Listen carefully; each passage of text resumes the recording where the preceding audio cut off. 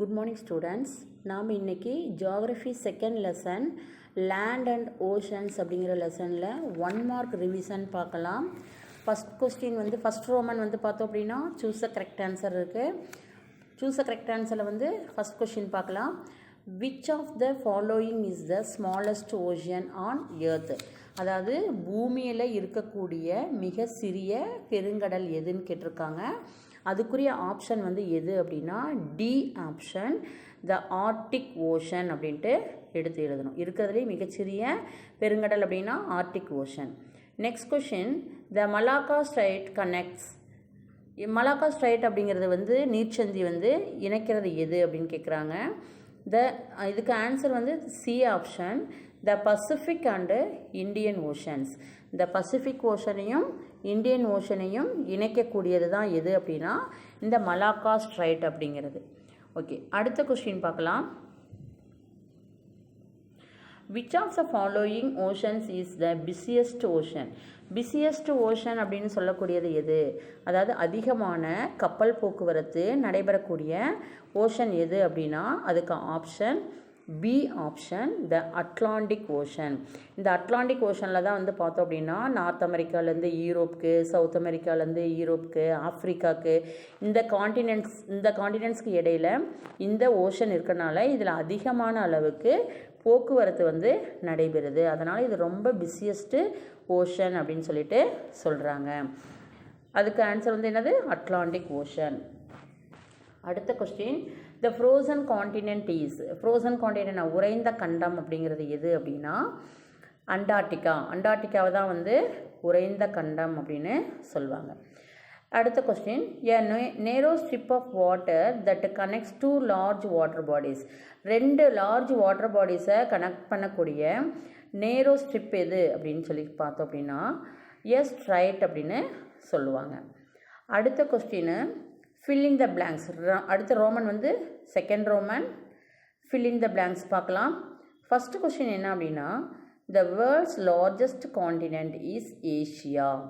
உலகிலேயே மிகப்பெரிய கண்டம் அப்படிங்கிறது எது? ஏஷியாவை தான் மிகப்பெரிய கண்டம் அப்படின்னு சொல்லுவாங்க. மொத்தம் 7 காண்டினென்ட்ஸ் இருக்குது. அதில் இருக்கக்கூடிய காண்டினென்ட்ஸில் லார்ஜஸ்ட் காண்டினென்ட் அப்படின்னா ஏஷியா. செகண்ட் கொஸ்டின் பார்த்தோம் அப்படின்னா days is the mineral rich plateau in India. இந்தியாவில் இருக்கக்கூடிய மினரல் ரிச் பிளாட்யூ எது? அதாவது கனிம வளம் நிறைந்த பீடபூமி எது அப்படின்னா சோட்டா நாக்பூர் பிளாட்யூவை தான் சொல்லலாம். அடுத்த கொஸ்டின், தேர்ட் கொஸ்டின் பாருங்கள். The largest ocean is dash. அதாவது பெருங்கடல்களில் மிக பெரியது எது அப்படின்னா பசிபிக் ஓஷன் தான் இருக்கிறதுலையே மிக பெரியது.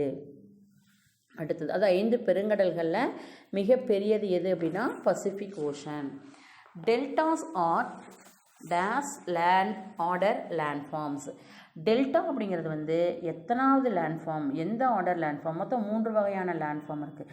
First order landform, second order landform, third order லேண்ட்ஃபார்ம்னு இருக்குது.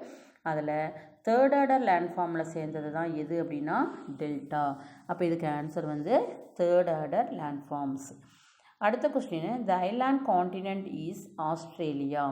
ஐலாண்ட் காண்டினென்ட் எது அப்படின்னா தீவு கண்டம் என அழைக்கப்படுவது எது அப்படின்னா ஆஸ்திரேலியா காண்டினென்ட்டை சொல்லலாம்.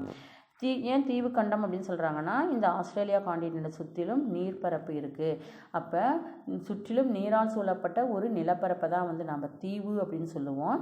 இந்த காண்டினென்ட் சுற்றிலும் நீரால் சூழப்பட்ட ஒரு ஐலாண்டாக இருக்கிறதுனால இதை ஐலாண்ட் காண்டினென்ட் அப்படின்னு சொல்கிறாங்க. அடுத்த கொஸ்டின், அடுத்த roman, the circle the odd one out. அதாவது பொருந்தாததை செலக்ட் பண்ணணும். ஃபஸ்ட்டு கொஸ்டின் பாருங்கள். Africa, Europe, Australia, Sri Lanka. இதில் பார்த்தோம் அப்படின்னா ஆஃப்ரிக்கா, யூரோப், ஆஸ்திரேலியா இது 3மே காண்டினென்ட் அப்படிங்கிற லிஸ்ட்டில் சேரும். ஸ்ரீலங்கா அப்படிங்கிறது கண்ட்ரி அப்படிங்கிற லிஸ்ட்டில் சேரும். அப்போ இதில் ஆட் ஒன் அவுட் அப்படின்னு சொல்லி பார்த்தோம்னா Sri Lanka. Next question, the Arctic Ocean, the Mediterranean Sea, the Indian Ocean, the Atlantic Ocean. இதில் Arctic Ocean, the Indian Ocean, the Atlantic Ocean இது 3மே ஓஷன் அப்படிங்கிற லிஸ்ட்டில் சேரும்.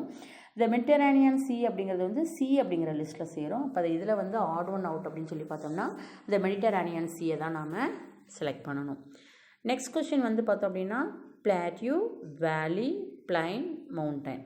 இதில் மவுண்டைன், பிளைன், பிளாட்யூ இது மூணுமே வந்து பார்த்தோம் அப்படின்னா செகண்ட் ஆர்டர் லேண்ட்ஃபார்ம்ஸில் அடங்கும்.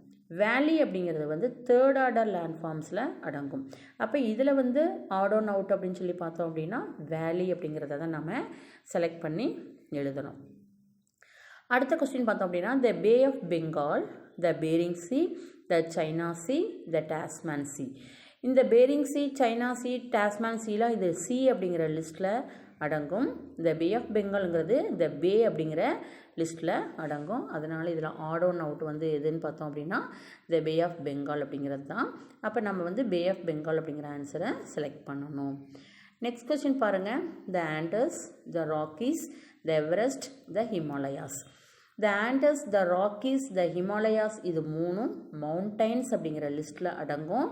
த எவரெஸ்ட் அப்படிங்கிறது வந்து என்னன்னா the highest peak in the world வந்து எது அப்படின்னா எவரெஸ்ட். எவரெஸ்ட்டுங்கிறது வந்து பீக் அப்படிங்கிற லிஸ்ட்டில், சிகரம் அப்படிங்கிற லிஸ்ட்டில் அடங்கும். அதனால் இதில் ஆட் ஒன் அவுட் வந்து பார்த்தோம் அப்படின்னா த எவரெஸ்ட் அப்படிங்கிறது தான் add one out.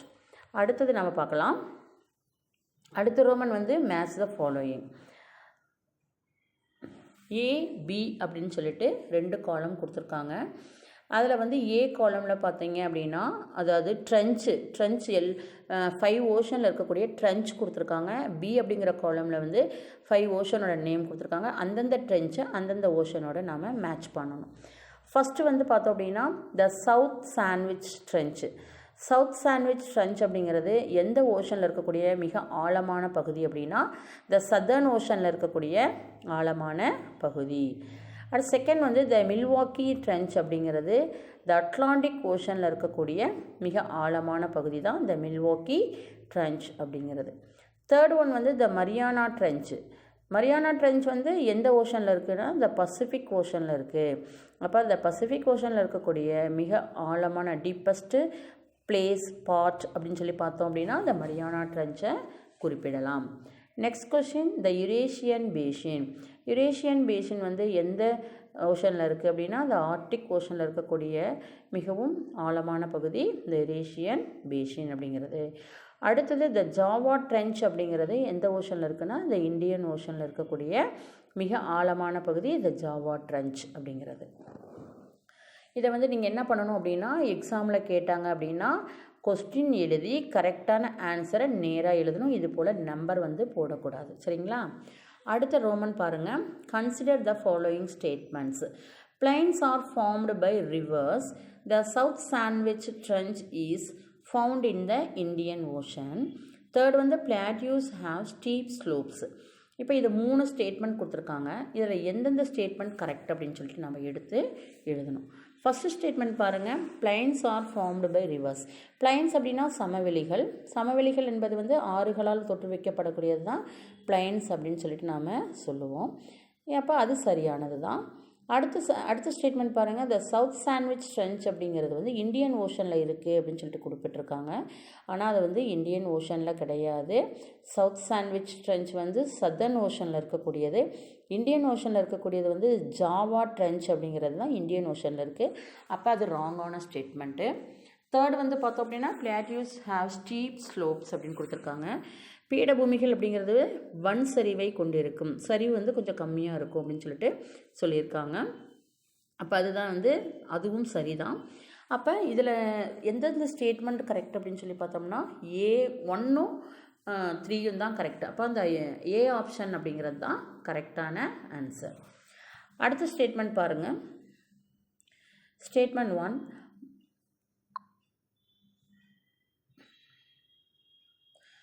Mountains are second order landforms. Mountains அப்படிங்கிறது செகண்ட் ஆர்டர் லேண்ட்ஃபார்ம்ஸ் அப்படின்னு சொல்லியிருக்காங்க. செகண்ட் ஸ்டேட்மெண்ட் வந்து the Mariana trench is the deepest trench in the வேர்ல்டுன்னு கொடுத்துருக்காங்க. இப்போ மவுண்டைன்ஸ் வந்து செகண்ட் ஆர்டர் லேண்ட்ஃபார்ம்ஸ்னு கொடுத்துருக்காங்க. மவுண்டைன்ஸு, பிளைன்ஸு, பிளாட்யூஸ் இது 3மே செகண்ட் ஆர்டர் லேண்ட்ஃபார்ம்ஸ். அப்போ இது சரியான ஸ்டேட்மெண்ட்டு தான், ஃபஸ்ட்டு ஸ்டேட்மெண்ட்டு. செகண்ட் ஸ்டேட்மெண்ட் பாருங்கள், the Mariana trench is the deepest trench in the world. உலகிலேயே மிகவும் ஆழமான ட்ரென்ச் எதுனா மரியானா ட்ரென்ச்சை தான் குறிப்பிடுவாங்க. இந்த ட்ரென்ச் வந்து எங்கே இருக்குது அப்படின்னா பசிபிக் ஓஷனில் இருக்குது. அப்போ மிக ஆழமான ட்ரென்ச் வேர்ல்டில் அப்படின்னு சொல்லி பார்த்தோம்னா மரியானா ட்ரென்ச் தான் குறிப்பிடுவாங்க. அப்போ இந்த ஸ்டேட்மெண்ட்டும் கரெக்டு. அப்போ 2 ஸ்டேட்மெண்ட்டுமே கரெக்டு. அப்போ both the statements are true அப்படின்னு சொல்லிட்டு சி ஆப்ஷனை நீங்கள் எடுத்து எழுதணும். ஓகே, இப்போ நீங்கள் என்ன பண்ணுறீங்கன்னா புக்கில் வந்து இந்த கொஸ்டின் ஆன்சருக்கு எல்லாம் 1 மார்க் கொஸ்டினுக்குள்ளலாம் ஆன்சரை நீங்கள் புக்கில் மார்க் பண்ணி வச்சுக்கோங்க. மார்க் பண்ணி வச்சுட்டு ஒரு தரம் படித்து நீங்கள் பார்க்காம எழுதி பாருங்கள். நம்ம வந்து நெக்ஸ்ட் கிளாஸில் சந்திக்கலாம். Thank you students.